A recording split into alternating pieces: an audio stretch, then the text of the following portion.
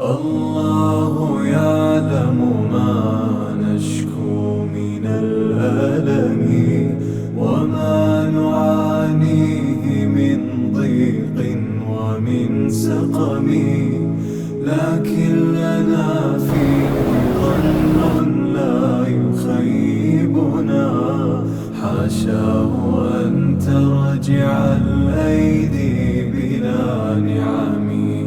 كم جاد من فضله قبل السؤال، وكم أعطى وأغنى بمحض الجود والكرم. الله يعلم ما نشكو من الألم